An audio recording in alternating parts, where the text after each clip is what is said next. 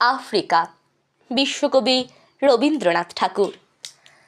উদ্ভ্রান্ত সেই আদিম যুগে স্রষ্টা যখন নিজের প্রতি অসন্তোষে নতুন সৃষ্টিকে বারবার করছিলেন বিধ্বস্ত, তার সেই অধৈর্যে ঘন ঘন মাথা নাড়ার দিনে রুদ্র সমুদ্রের বাহু প্রাচী ধরিত্রীর বুকের থেকে ছিনিয়ে নিয়ে গেল তোমাকে।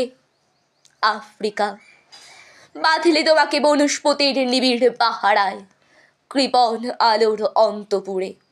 সেখানে নিভৃত অবকাশে তুমি সংগ্রহ করছিলে দুর্গমের রহস্য, চিনছিলে জল স্থল আকাশের দুর্বোধ সংকেত। প্রকৃতির সৃষ্টি অতীতে জাদু মন্ত্র জাগাচ্ছিল তোমার চেতনাতীত মনে।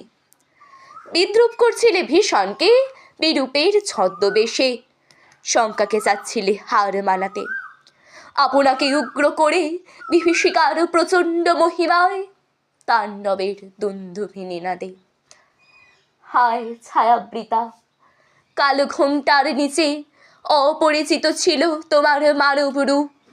উপেক্ষার আবিল দৃষ্টিতে এলো ওরা লোহার হাত করে নিয়ে, নৌখ যাদের তীক্ষ্ণ তোমার রেখের চেয়ে এলো মানুষ ধরার দল। গর্বে যারা অন্ধ তোমার সূর্য হারা অরণ্যের চেয়ে, সভ্যের বর্বর লোভ নগ্ন করল আপন নির্লজ্জ অমানুষতা। তোমার ভাষাহীন ক্রন্দনে বাষ্পাকুল অরণ্য পথে পঙ্কিল হলো ধুলি তোমার রক্তে অশ্রুতে মিশে। দস্যু পায়ের কাটামারা জুতোর তলায় বিভৎস কালার পিণ্ড চিরচিহ্ন দিয়ে গেল তোমার অপমানিত ইতিহাসে। সমুদ্র পাড়ে সেই মুহূর্তেই তাদের পাড়ায় পাড়ায় মন্দিরে বাজছিল পূজার ঘণ্টা।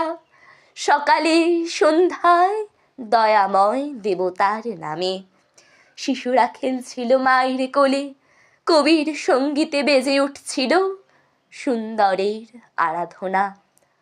আজ যখন পশ্চিম দিগন্তে প্রদোষকাল, ঝঞ্ঝা বাতাসের ঊর্ধ্বশ্বাস, যখন গুপ্ত গহ্বর থেকে পশুরা বেরিয়ে এলো, অশুভ ধ্বনিতে ঘোষণা করলো দিনের অন্তিম কাল।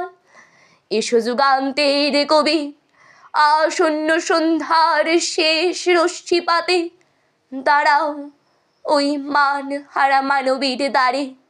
বলো ক্ষমা করো সবে, হিংস্র প্রলাপের মধ্যে সেই হোক তোমার সভ্যতার শেষ পুণ্যবাণী।